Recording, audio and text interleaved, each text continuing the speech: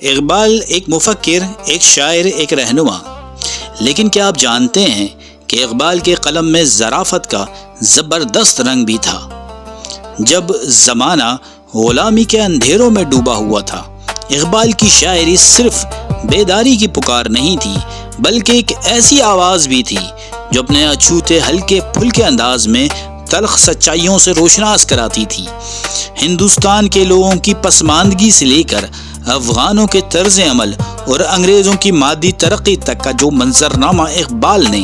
آج سے 100 سال پہلے پیش کیا تھا، وہی آج کی سب سے بڑی حقیقت بھی ہے۔ اقبال کی دور اندیشی اور بصیرت کا ہی نمونہ ہے کہ آج کا جنوبی ایشیا، افغانستان اور یورپ وہی منظر پیش کرتا ہے جو اقبال نے کئی سال پہلے اپنے اشعار میں بیان کیا ہے۔ اگر ان اشعار کی تشریح آپ کو حیرت کے سمندر میں غوطہ زن کر دے تو اقبال کے ویژن کی داد ضرور دیجیے گا، اور اسی طرح کی منفرد ویڈیوز کو دیکھنے کے لیے ہمارے چینل کو سبسکرائب کر دیں تاکہ علم اور عمل، ذہانت اور دور اندیشی کی اس محفل کا مستقل حصہ بن جائیں۔ وہ مس بولی ارادہ خودکشی کا جب کیا میں نے، مہذب ہے تو اے عاشق قدم بہار نہ دھر حد سے، نہ جرات ہے نہ خنجر ہے تو قصد خودکشی کیسا، یہ مانا درد ناکامی گیا تیرا گزر حد سے، کہا میں نے کہ اے جانے جہاں کچھ نقد دلوا دو، کرائے پر منگوا لوں گا کوئی افغان سرحد سے۔ ان اشعار میں اقبال مشرق اور مغرب کے مابین محبت کی نفسیات کے بارے میں جو رویہ ہے اس کا ظریفانہ تجزیہ کر رہے ہیں۔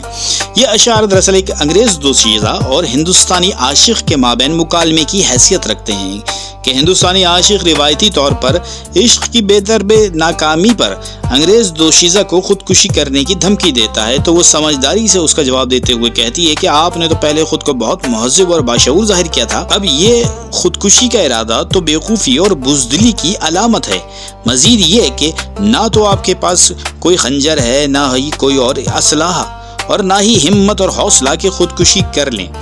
اب ہندوستانی عاشق پھر جواب دیتا ہے کہ میرے پاس تو پیسوں کی کمی ہے، وہ دستیاب کر دو، تو کسی افغانی کو میں سرحد سے اجرت پر منگوا لوں گا، اس لیے کہ وہ لوگ یہ کام پیسہ لے کر بحسن و خوبی کرتے ہیں۔ تعلیم مغربی ہے بہت جرات آفریں، پہلا سبق ہے بیٹھ کے کالج میں مار ڈینگ، بستے ہیں ہند میں جو خریدار ہی فقط، آغا بھی لے کے آتے ہیں اپنے وطن سے ہینگ، میرا یہ حال بوٹ کی ٹو چاٹتا ہوں میں، ان کا یہ حکم دیکھ میرے فرش پہ نہ رینگ، کہنے لگے کہ اونٹ ہے بھدا سا جانور، اچھی ہے گائے رکھتی ہے کیا نوکدار سینگ۔ ان 4 اشعار میں اقبال نے انتہائی خوبصورتی کے ساتھ 4 بڑی اہم حقیقتوں پر طنز کیا ہے۔ اقبال چونکہ خود بھی بیرون ملک سے تعلیم یافتہ تھے اور اس کلچر کو بہت قریب سے جانتے تھے، فرماتے ہیں کہ مغربی تعلیم انسان میں بہت ہمت پیدا کر دیتی ہے، اور پہلا سبق تو ہے ہی یہ کہ خوب شیگیاں بگاری جائیں اور ڈینگیں ماری جائیں۔ مزید فرماتے ہیں کہ ہندوستان میں تو صرف خریدار ہی بستے ہیں، اس ملک میں اتنی صلاحیت نہیں کہ کچھ بھی بنا سکے، بلکہ چھوٹی سے چھوٹی چیز بھی باہر سے ہی منگوائی جاتی ہے، کہ اگر ہینگ بھی چاہیے ہو تو افغانستان جیسے پسماندہ علاقوں سے افغان آ کر بیچتے ہیں۔ لوگوں کی خوشامد کا یہ حال ہے کہ اپنے آقاؤں یعنی انگریزوں کے بوٹ چاٹتے ہیں، اور اس پر بھی انگریز انہیں یہی کہتے ہیں کہ تم نے ہمارے فرش کو اپنے وجود سے گندا کر دیا ہے۔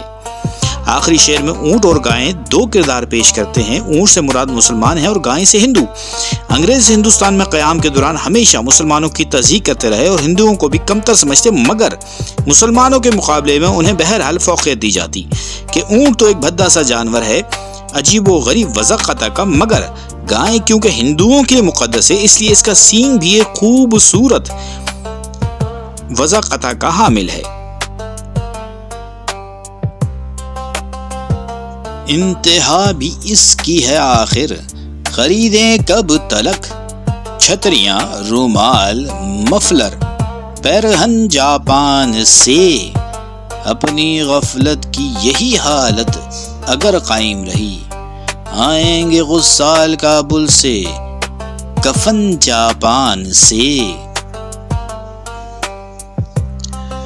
ان اشعار سے یہ بات بالکل واضح ہے کہ اقبال نے معیشت کے حوالے سے جس خدشے کا اظہار آج سے 100 سال پہلے کیا تھا وہ پوری طرح ہمارے ملک کو اپنی لپیٹ میں لے چکا ہے۔ اقبال اس دور کے حالات پر تبصرہ کرتے ہوئے طنزیہ انداز میں فرماتے ہیں کہ کوئی ایک چیز بھی ہم پروڈیوس نہیں کرتے اور ہر ایک چیز بیرون ملک سے منگوائی جاتی ہے، اور اگر یہی حالت رہی تو کفن بھی جاپان سے آئیں گے اور لاش کو نہلانے والے افغانستان سے بلائے جائیں گے۔ اور یہ آج کی سب سے بڑی اور تلخ حقیقت ہے۔